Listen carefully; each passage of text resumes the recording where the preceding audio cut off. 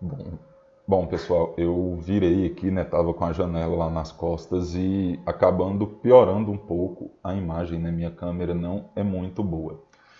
O que que nós vamos fazer nesse momento? Vamos pegar um diagrama de classe. Então, dado um diagrama de classe, nós vamos implementar ele. Eu vou pegar e usar um de exemplo e o outro diagrama vai ficar para vocês implementarem ele e enviar como atividade. É exatamente o mesmo processo, só para não ser exatamente igual ao que foi feito em aula mesmo, né? Então, eu vou utilizar esse diagrama aqui, professor, como base. Ele traz uma classe pessoa, uma classe mãe, e essa classe ela cria duas especificações, ou seja, aqui envolve criação de classes, envolve encapsulamento e herança. Então, a classe estudante vai herdar características de classe pessoa, porque todo estudante é uma pessoa, assim como a classe professor também vai herdar características da classe mãe pessoa, porque todo professor é uma pessoa. Então, isso daqui é o nosso trabalho agora. No mercado de trabalho, é mais ou menos isso que acontece mesmo, tá? Eles vão te dar a documentação lá, o analista de sistemas vai construir os diagramas para você, vai te entregar os diagramas e você vai implementar o código, né, que corresponde àquele diagrama. Então, o que, que nós temos que fazer? Né? Primeira coisa, por se tratar de uma aplicação em PHP, vamos iniciar o nosso servidor Apache.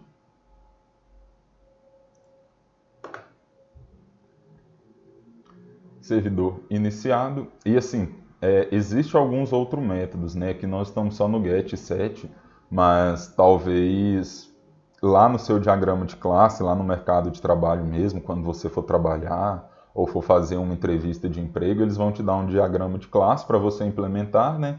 E aí vai ter algum método a mais, né? Como o método, sei lá, enviar e-mail, né? E aí já entra uma rotina que você tem que implementar dentro deste método, né? Como enviar e-mail para uma pessoa. Mas aqui não é o nosso objeto agora. Vamos guardar isso daqui por enquanto, né? Vamos ter em mente que nós temos que começar pela classe mãe, né? Vamos começar pela classe pessoa. Então eu vou usar o VS Code aqui, é um pouco mais dinâmico para trabalhar e ele mostrar o que, que tem dentro de cada objeto, né? E eu já deixei uma pastinha criada lá na HTDocs. Então eu vou abrir aqui uma pasta. Essa pasta chama-se POO, Programação Orientada a Objetos. E aqui agora vamos iniciar criando um novo arquivo, né? Então, nós temos que criar a classe pessoa. Lembra? Por convenção, o nome da classe é o mesmo nome do que se tornará um objeto, né? Então, será pessoa.php. Isso é bastante assim, intuitivo, né? Se vamos criar uma classe de pessoa, vamos chamá-la de pessoa, né? Não tem porquê de eu chamá-la de algum outro nome diferente. Ah, mas eu posso colocar o nome que eu quiser? Sim, pode, mas depois você não vai saber, né? Referenciar se você não utilizar os nomes corretos, né? Tanto para a classe quanto para os atributos e os métodos. Então, criei aqui a classe pessoa. Iniciar pela abertura do PHP, né? É um sinal menor que, interrogação, PHP, um outro interrogação e um maior que. Isso daqui é a nossa estrutura mínima de um arquivo PHP. Certinho? Então agora nós vamos definir uma classe no nosso código, né? Aquela classe pessoa que nós vimos aqui. E aí, eu vi que vocês já têm um pouco de conhecimento aí com o ML, né? Vocês têm a disciplina de desenvolvimento de projeto de software. Mas eu vou explicando aqui algumas coisas para vocês. Então, isso daqui é o diagrama da classe pessoa. Ela tem os atributos nome, telefone e e-mail. Por que tem um sinalzinho de menos antes? Porque esses atributos ele tem a visibilidade privada. Então, visibilidade privada utiliza-se um sinalzinho de menos. E os métodos, como são públicos, por convenção colocamos um sinal de mais. E aí temos um método, né, setNome, que recebe um nome como parâmetro. E o getNome, que não recebe nada como parâmetro e retorna, consequentemente, o nome, né? Então vamos lá, né? O que nós temos? Que criar a classe pessoa, depois vamos para os atributos, depois para os métodos. Então, como que eu crio a classe pessoa, né? Class, utilizo o nome class para dizer que isso daqui é uma classe e vou dar o mesmo nome que eu dei para o meu arquivo. Por convenção, também utilizamos o nome da classe com a primeira letra maiúscula. E aqui abre e fecha chaves. Então vamos ver lá o que nós temos em pessoa, né? Nome, telefone e e-mail. Vou deixar aqui no comentário, né? Só para nós não perdermos o raciocínio. E e-mail. Então, como eu havia mencionado para vocês, né, o nosso tipo da visibilidade aqui do nosso atributo será um sinal de menos, porque ele é privado. Então, nós vamos utilizar lá esses atributos como privado. Nesse momento aqui, nós já estamos utilizando técnicas de encapsulamento. Acho que na aula que foi gravada em atendimento síncrono, eu mostrei passo a passo, né, como cria uma classe, como insere encapsulamento, né, que dá para você criar os atributos sem esses operadores de visibilidade. Mas aqui já vamos fazendo da forma que é usual, não há por que ficar perdendo tanto tempo com isso. Então, vamos lá, né? Como que eu utilizo o privado, né, no PHP? Private, se escreve private. Então, esse daqui ele é o operador para private. Toda variável em PHP, ela não precisa de definir o tipo de dado, né? Então, você pode colocar apenas o sinal de dólar e definir nome que ele irá fazer a inferência de tipo de dado, supondo que esse dado é uma string. Vamos fazer a mesma coisa, que é um processo de repetição para criar esses atributos, né? Então, dólar telefone e mais um private, dólar, agora e-mail.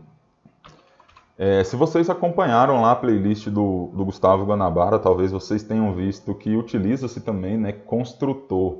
O construtor ele serve para, quando você instanciar um objeto, ele já vem com aqueles valores que você definiu preenchido.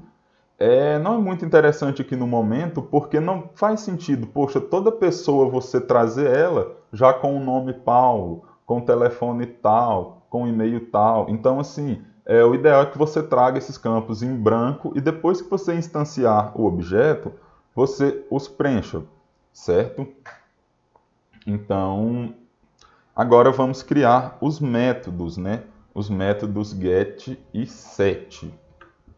Então, setNome, getNome é um método set e um get para cada método. Vocês vão ver, quem tem um nível mais avançado de programação, que dá para você fazer um set e um get para todo mundo. Eu lembro de ter visto isso na época, mas eu não usei, eu achei que bagunça um pouco, você vai se perdendo ali na medida que você vai tendo muitas classes.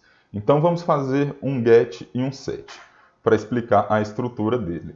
Então, como ele lá está com um sinalzinho de mais, né, esse daqui vai ser um método público, então ele pode ser acessado de qualquer lugar que essa classe esteja incorporada, certo?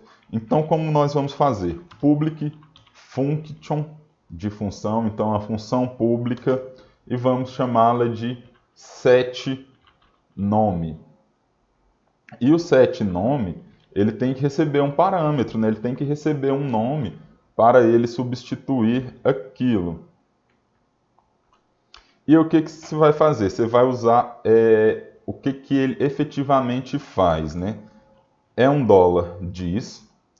Esse operador aqui de inferência, vocês vão ver muito ele em orientação a objetos. E você vai agora acessar o campo. Por que eu disse que aqui no VS Code, no momento, era mais interessante utilizar? Porque ele vai me mostrando aqui, né, quais são os atributos que eu tenho, né?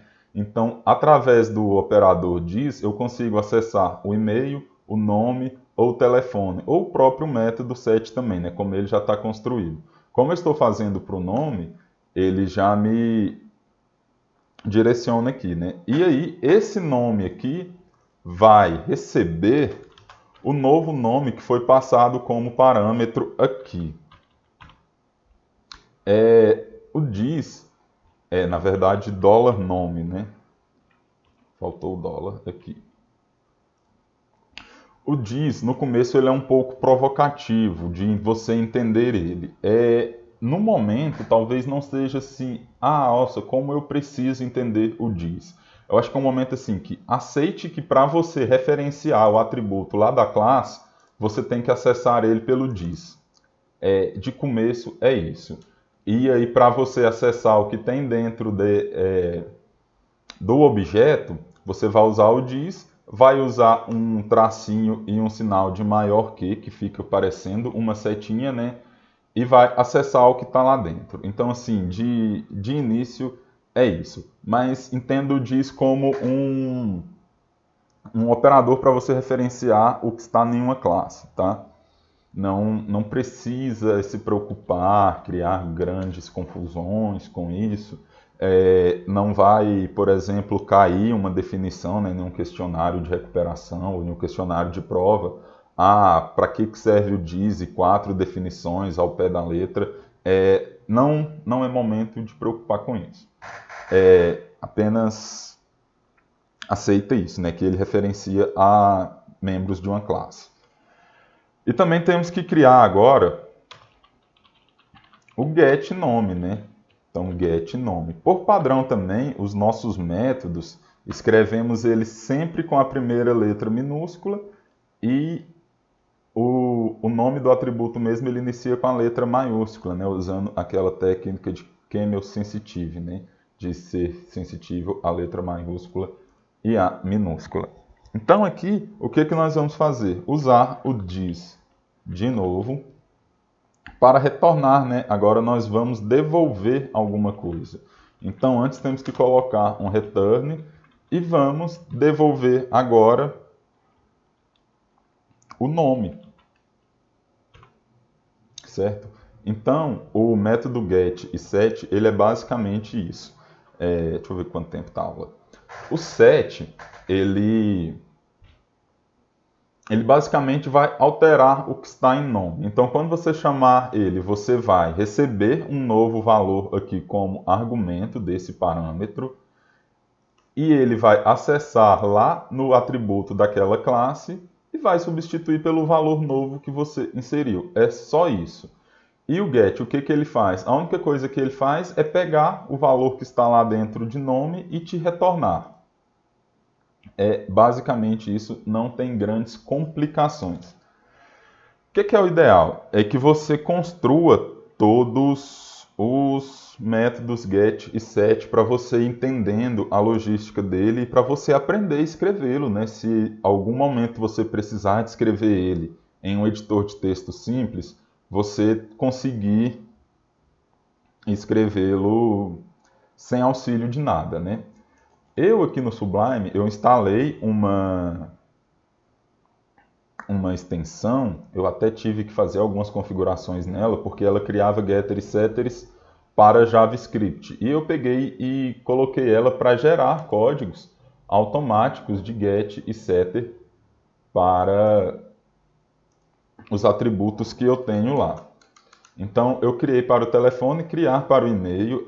Se você, ainda que você esteja no VS Code, provavelmente não vai ter isso daí configurado para você. Alguns outros editores têm, como o NetBeans, eu não sei se ainda é utilizado, mas o NetBeans ele gera automático esses getters e setters. Mas é interessante aprender, pessoal. Ainda não é hora de aproveitar o que tem de recurso, não. Então, fica dessa forma. Temos agora get e sets para todo mundo. Para e-mail, para telefone e para o nome. Então, eu vou parando a aula por aqui. Estamos aproximando dos 15 minutos, que é o ideal da duração de aula. E retornamos no próximo vídeo, agora criando as classes filhas, que herdam características da classe pessoa. Então, não sai daí não, ou se sair, toma uma aguinha, toma um cafezinho e volta para acompanhar e não perdermos o raciocínio, certinho?